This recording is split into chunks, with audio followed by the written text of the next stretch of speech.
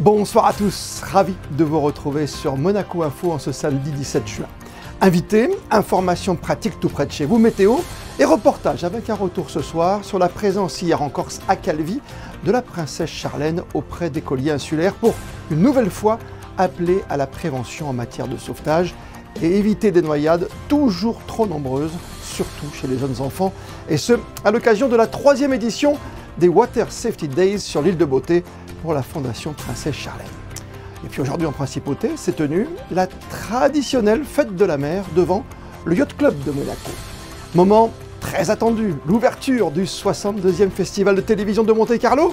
Nous étions sur place, tout comme notre invitée ce soir, l'actrice de la série vedette du moment sur France 2, Un si grand soleil, Mélanie Maudran, Claire Estrella dans la série. Elle sera avec nous dans quelques minutes. Et puis la suite et la fin des rencontres philosophiques qui ont investi avec intérêt et succès plusieurs lieux de la Principauté. Le philosophe et l'un des membres créateurs de ces moments de réflexion partagés aux côtés de Charlotte Casiraghi, Robert Maggiori, nous rejoindra à la fin de ce journal. Mais l'image du jour restera sans conteste la réception cet après-midi au Palais Princier des basketteurs de la Roca Team, champions de France. Une première dans l'élite pour le basket monégasque, une performance historique et avec la manière en plus, sachant que la Roca Team n'a encaissé aucune défaite en phase finale, sans oublier au palmarès 2023 une Coupe de France et une 3e place sur la scène européenne. Une saison pleine saluée avec faste par le prince souverain. La princesse Charlène s'est rendue hier à Calvi auprès d'élèves des écoles primaires de la ville pour une nouvelle journée de prévention contre la noyade organisée par sa fondation dans le cadre du programme Water Safety Days. Plus de 350 000 jeunes enfants de moins de 5 ans meurent en effet noyés chaque année dans le monde. Et la princesse Charlène de rappeler devant les jeunes écoliers le rôle de sa fondation, la Fondation Princesse Charlène. Depuis 10 ans, je cite, notre volonté est d'apprendre aux enfants des compétences qui sauvent des vies. Aussi sur place, des ateliers de démonstration ont été organisés. Et pour cette 3e édition des Water Safety Days, l'apnéiste et ambassadeur de la Fondation Princesse Charlène, Pierre Frolat, a pu prodiguer de précieux conseils aux enfants présents hier à Calvi. En Principauté, l'ouverture hier soir du 62e Festival de télévision, l'occasion de côtoyer au plus près les stars de votre petit écran. Et sur le tapis rouge hier soir, notamment pour cette première grande soirée, notre envoyé spécial, Fabien Bonilla. Et oui Christophe, et depuis plus de 60 ans, la Principauté accueille son propre festival international. Des représentants des studios, des chaînes de télévision et puis maintenant des plateformes numériques se réunissent pour présenter leur programme à la presse et au public. C'est également une compétition avec à la clé la remise des nymphes d'or. Et puis vous apercevez derrière moi le tapis rouge. Et qui dit tapis rouge dit célébrité. En voici quelques-unes qui ont répondu à mes questions. D'abord, j'ai toujours un grand bonheur d'être ici, parce que d'abord, je suis née ici, moi. Oui. Et donc, je reviens toujours un petit peu émue sur cet endroit que je connais bien. Et ce festival, j'y suis venue, je crois, une des premières années. I think this festival is wonderful. I was invited by the Prince himself, Prince Albert. So, I mean, who's going to refuse a request like that? And it's a tremendous honor to be here. I think it's amazing to come and celebrate TV. Being a part of a franchise like Lord of the Rings, it's amazing to just connect and see everyone else's work and hard work. I know how hard it is to make TV right now. Je suis extraordinairement heureux d'y participer. Je vois qu'il y a vraiment des acteurs incroyables, de séries très... Je crois même qu'il y a Bobby Ewing, Patrick Duffy de Dallas, qui est quand même l'un des plus grands acteurs de l'histoire des séries. Qu'est-ce que ça vous fait de rencontrer vos fans là comme ça qui sont juste derrière vous? C'est toujours un vrai plaisir parce qu'ils sont toujours très gentils, très patients de nous attendre depuis tôt ce matin et c'est génial. It's quite overwhelming. Everybody here that's excited. So yeah, it's amazing. It's wonderful to be back. Est-ce que vous êtes série et si oui, qu'est-ce que vous regardez? Alors je suis devenu série, mais comme beaucoup de gens je crois, et je suis devenu complètement addict. Ce qui me sidère, c'est la qualité des scénarios et la qualité de jeu des acteurs, qui est sidérant. Là j'ai revu un documentaire sur Netflix qui s'appelle The Staircase. Donc c'est une histoire de crime, de meurtre non élucidé sur 15 ou 16 épisodes. J'adore les histoires de crime. Je suis drôle dans la vie. C'est donc parti pour 4 jours de festival où acteurs, actrices, réalisateurs, producteurs, scénaristes et autres vont répondre aux questions des journalistes et présenter des avant-premières. Il y aura 7 avant-premières mondiales. Il y aura également de très nombreuses séances de dédicaces et avec pour point d'orgue la remise, comme je vous l'ai dit, des nymphes d'or. Ça sera mardi en début de soirée. Effectivement Fabien, une cérémonie retransmise en direct et commentée par notre spécialiste série, Sandrine Nègre, de 18h sur Monaco Info. Et l'une des vedettes du petit écran présente au festival est avec nous ce soir. Elle est l'une des artistes incontournables d'un feuilleton qui ne cesse de voir ses audiences progresser. Un si grand soleil, c'est sur France 2. Mélanie Maudran, bonsoir à vous. Bonsoir. Je m'appelle Mélanie, mais pour le grand public c'est Claire, hein, c'est plus facile. Tout à fait. Claire Estrella de la série. Mélanie, c'est... Eh oui, la série Un si grand soleil et sa musique entêtante. Une série... Eh oui. Ah oui, une série addictive, hein. Tout le monde la regarde, il y a 4 millions de téléspectateurs chaque soir au minimum. Au minimum, en moyenne, ouais, c'est à peu près ça. C'est bien, non? C'est une belle reconnaissance. Ah, c'est une très belle reconnaissance, c'est des très beaux résultats, et surtout 5 ans après le début et le lancement de la série, c'est formidable. Ce qui est intéressant de savoir avec vous, Mélanie, c'est comment tournent finalement ces séries qui sont tellement addictives. Vous êtes dans la région de Montpellier. C'est quoi? C'est 6 mois? C'est 12 mois de l'année? Ah non, ça tourne toute l'année. On a une petite pause à Noël bien méritée. Mais autrement, ça tourne non-stop avec des journées bien remplies. On a juste une petite trêve de Noël. Mais voilà, on tourne tout le temps. On tourne tout le temps. Ça veut dire que... Je ne vais pas rentrer dans les détails, hein, m'immiscer dans votre vie privée, mais ça veut dire que vous déplacez votre famille ou comment ça se passe? Alors pour le lancement de la série, oui, moi j'habitais Paris, j'ai déménagé à Montpellier parce que je savais que ça allait me demander énormément de présence, de temps et que mes enfants étaient encore petits, donc j'ai voulu concilier les deux au mieux. Donc ça s'est très très bien passé. Et puis parce qu'au début du tournage, il y avait vraiment très peu de personnages, dont ma famille. Voilà, donc on était amenés à tourner très très souvent et tous les jours. Et maintenant, en fait, au fur et à mesure, la série a fait rentrer beaucoup de personnages, il y a des nouvelles familles, donc heureusement, il y a quand même un roulement de personnages. Oui. Et ça fait qu'on a quand même des petits espaces, des petits temps pour nous, pour respirer, évidemment pour se consacrer à la famille et puis pour aller faire d'autres tournages. On le voit, il y a beaucoup de gens qui sont, on dit addicts aujourd'hui à cette série, sans comparaison aucune. C'est sur la 2, 20h40, il faut le rappeler. Oui. Auparavant, sur la 3, il y avait Plus belle la vie. Vous avez le sentiment d'avoir un peu remplacé dans le cœur des Français cette série? Toute proportion gardée, encore une fois. Pas du tout. Enfin, on n'est pas sur le même créneau horaire. On propose d'autres personnages, d'autres histoires. Le format, certes, est le même. Mais non, il n'y a pas de... Je pense que Plus belle la vie a écrit une super histoire avec son public. Et nous, on en écrit une autre... qui parfois d'ailleurs peut même être le même public aussi puisque c'est pas le même horaire, donc il y en a pour tout le monde. Voilà. Vous avez commencé par le théâtre comme beaucoup, vous avez brûlé les planches avant de faire un peu de télévision, bien sûr aux côtés par exemple d'un certain Alain Delon ou encore un tout petit peu de cinéma, des apparitions à droite à gauche. Et si on n'est pas sensible, on n'est jamais sublime, c'est bien ça? Vous êtes sur Instagram, vous, monsieur? Non. Voilà, merci Voltaire. Oui, non, c'est une phrase que j'ai trouvée jolie et qui correspond pas mal à la situation d'un comédien, enfin qui va toujours un petit peu travailler sur la corde sensible, donc ça atterrit sur Instagram. Merci d'avoir été des nôtres ce soir sur Monaco Info, Mélanie. Merci à vous. Après les thèmes de la transition énergétique et du plastique, la conférence Monaco Finance Durable était aujourd'hui axée sur le thème de la santé pour tous. Une initiative lancée il y a un peu plus de 2 ans par Jean Castellini, conseiller du gouvernement, ministre des Finances et de l'Économie. L'objectif, rendre les investissements plus durables et plus responsables. Le reportage d'Émilie Flamin. Depuis plus de 2 ans, Monaco Finance Durable travaille sur les investissements responsables.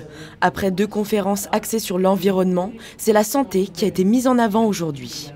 Ce type d'événement a véritablement pour vocation de créer des passerelles entre ces univers qui ne se côtoient pas forcément.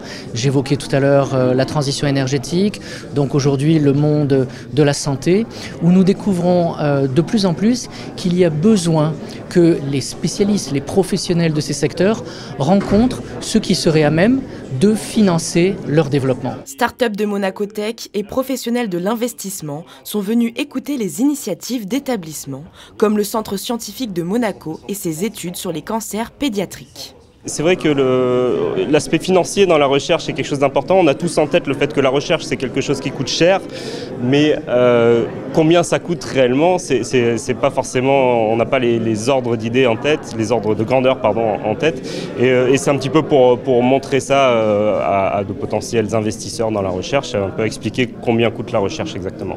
Côté organisation, l'Agence internationale de l'énergie atomique est venue présenter son rôle dans la lutte contre le cancer. Rendre ça un peu plus visible envers les participants, aujourd'hui ici, les banques, les fondations. Et on veut les inviter à regarder cette initiative, à découvrir cela, à voir que ça a des impacts et un effet tangible au niveau pays, sur le terrain, et pour finalement faire une différence dans la vie des patients atteints du cancer. Un événement qui a permis une rencontre entre professionnels de la santé et investisseurs pour sensibiliser, informer et peut-être créer de nouvelles opportunités. Et au bord de la Méditerranée, tout au long de ce samedi dans le port de Monaco, se tenait la traditionnelle fête de la mer. Le reportage de Justin Indel, accompagné d'Alban Gingembre. Ce matin, au port Hercule, tout était prêt pour célébrer le patron des pêcheurs, Saint-Pierre. Une journée à l'initiative du Yacht Club de Monaco, comme l'explique la chef de projet. Le Yacht Club de Monaco a pris ça en charge en collaboration et avec l'aide de toutes les associations monégasques et le ponton de Monaco de créer un événement et une journée estivale pour les enfants, pour les adultes, juste pour s'amuser et pour célébrer cette très belle journée. Une très belle journée qui a débuté par une parade en mer. De nombreux navires y ont pris part, surtout pour suivre la bénédiction. Parmi eux, la Yole ronde martiniquaise, un bateau classé au patrimoine mondial de l'UNESCO. Une présence synonyme de fierté pour Christophe Dédé. C'est important parce que nous sommes dans une dynamique. L'année dernière, on fait la traversée de la Manche avec ce bateau. La semaine dernière, on était à La Rochelle à faire le tour du Fort Boyard. Aujourd'hui, nous sommes à Monaco. C'est l'ambassadrice de la Martinique. Donc on l'amène dans différents territoires, dans différents plans d'eau, afin de montrer qui nous sommes, nos valeurs. Toute cette richesse, on l'amène pour une belle découverte. Sur terre comme sur mer, de nombreuses activités sont mises en place. Le but, satisfaire petits et grands. Jeux gonflables, jet ski, paddle, chasse au trésor, e-foil, coloriage, bref, il y en a pour tous les goûts. Les participants, eux, sont satisfaits. Il y a plein de choses, les activités sont super, moi j'aime beaucoup. J'ai eu la chance de me balader dans le port et plus que ça, d'aller participer à la bénédiction en mer, ce qui est quelque chose d'extraordinaire. Donc oui, je suis moi-même aujourd'hui très heureux d'être là aujourd'hui. Beaucoup d'activités, une bonne dynamique, et puis je découvre Monaco en même temps, donc c'est top. Moi j'adore être ici, on s'éclate, c'est trop bien, c'est trop fun. On peut nager partout dans le port, j'adore être ici. On est content de venir et c'est la deuxième fois qu'on vient et on espère qu'il y aura d'autres fois. Le Yacht Club de Monaco se tourne désormais vers de prochains événements comme la célébration de ses 70 ans ou encore le Monaco Energy Boat Challenge. On est à Monaco!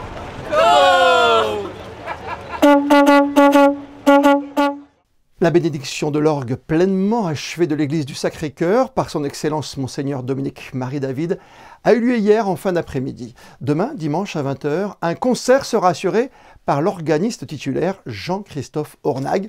Et puis hier soir, de leur côté, les jeunes de la paroisse Sainte-Dévote ont présenté, eux, sur leur parvis de l'église, leur spectacle dédié au bienheureux Carlo Acutis. Adolescent, le jeune Carlo s'investit beaucoup sur Internet pour y témoigner de sa foi. Alors qu'il décède d'une leucémie foudroyante en 2006, il est aujourd'hui connu comme le cyberapôtre de l'Eucharistie et a été proclamé bienheureux par le pape François en 2020 et proposé comme saint patron de la jeunesse catholique et des usagers d'Internet. Un exemple qui touche particulièrement les jeunes. La journée mondiale du yoga, programmée mercredi prochain, et à cette occasion, pour honorer comme il se doit le solstice d'été, ce 21 juin, rendez-vous sur les terrasses du Soleil de 18h à 20h avec le Yoga Solstice Monaco pour célébrer le plus long jour de l'année.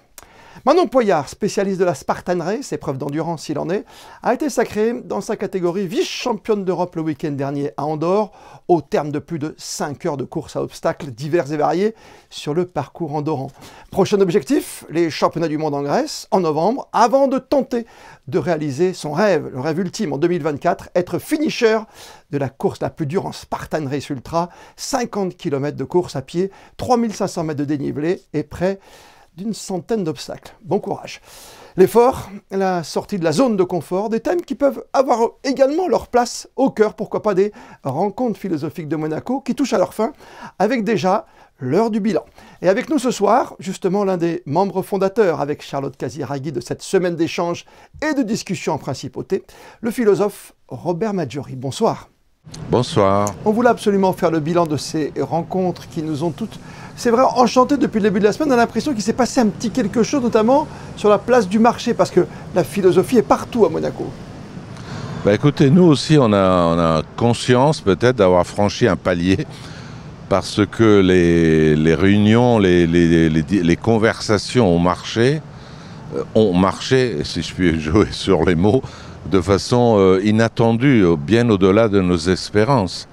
Et les gens participent, écoutent. Donc pour nous, c'est une sorte de retour symbolique à la fonction première de la philosophie. C'est-à-dire la philosophie, c'est pour tout le monde. C'est sur la place, c'est dans l'agora, c'est dans le forum, c'est sur les places de marché. Là, il y a du monde et qui pose des questions qui concernent tout le monde. C'est vrai, un certain succès qui est très présent, on l'a dit, grâce aux intervenants, grâce au public qui est venu donc place du marché. Et puis en pleine période du bac, ça tombe bien en plus, ça prête à réflexion justement. Ben, ça prête vraiment à réflexion, d'autant que nous avions traité de la justice au cours de nos ateliers et que les sujets de bac ont porté sur la justice. Donc oui, c'était encore mieux, ça confirmait l'importance de la philosophie dans les écoles maternelles, les collèges, les lycées. Et ce que nous faisons depuis maintenant 8 ans et qui commence à être effectivement payant. D'un côté, vous le dites avec vos mots et avec vos thèmes, est-ce qu'il faut automatiquement parler de philosophie et relier la philosophie finalement à l'actualité ou pas du tout? Ou est-ce qu'on peut partir sur un sujet aussi peut-être futile, mais qui peut apporter à autre chose? Oui, moi je ne crois pas qu'il y ait de sujets futiles. Moi j'ai toujours dit que la philosophie, elle vous prend, j'ai même dit elle vous prend par les cheveux, quand vous n'y pensez pas, parce que si vous avez, je sais pas, si vous tombez amoureux, si vous perdez quelqu'un, si vous vous demandez pourquoi on fête tel événement, tel jour, etc., il y a un questionnement philosophique qui naît tout de suite. Nous pouvons parler de tous les sujets que n'importe quel citoyen, n'importe quel homme, n'importe quelle femme, n'importe quel enfant aussi se pose, et nous pouvons apporter des éclairages effectivement à ce niveau-là. Pour être complet, est-ce qu'il y a un débat qui a prêté à discussion, j'allais dire, un peu plus que les autres? Oui, sur la fin, sur la crainte de la maladie, la peur de la maladie, ça a donné lieu à des échanges extrêmement pertinents, profonds, contradictoires. Mais évidemment, il y a forcément, quand on parle de la peur de la maladie, un souci qui est le souci effectivement de tout le monde, puisque chacun d'entre nous est confronté à cette peur. Nous avions des psychiatres, des médecins, des philosophes qui ont éclairé cette question. Aucun des sujets que nous traitons n'est étranger aux préoccupations de chacun d'entre nous. Merci Robert Maggiori d'avoir fait le point avec nous. Je rappelle que vous êtes membre fondateur de ces rencontres philosophiques chères à Charlotte Casiraghi, ici en Principauté de Monaco. Belle soirée à vous. Merci beaucoup, bonne soirée, au revoir. La météo pour ces prochaines heures, c'est avec vous, Yannick de Bever. Bonsoir Christophe, bonsoir à tous. En accord avec le samedi, ce dimanche sera ensoleillé en Principauté. Il y aura quelques passages nuageux, mais rien d'alarmant. Aucune précipitation n'est à prévoir. Il fera très bon, avec un thermomètre qui oscillera entre 19 et 24 degrés. Et en ce dimanche 18 juin, Sainte-Léonce est à l'honneur. Et comme le veut la tradition, on termine ce journal par les instantanés du jour, avec l'ouverture hier soir du Festival de télévision de Monte-Carlo, le 62e du nom. Les photos sont signées Manuel Vitali. On se retrouve demain dimanche pour le best-of de la semaine sur Monaco Info. D'ici là, belle et bonne soirée à toutes et à tous.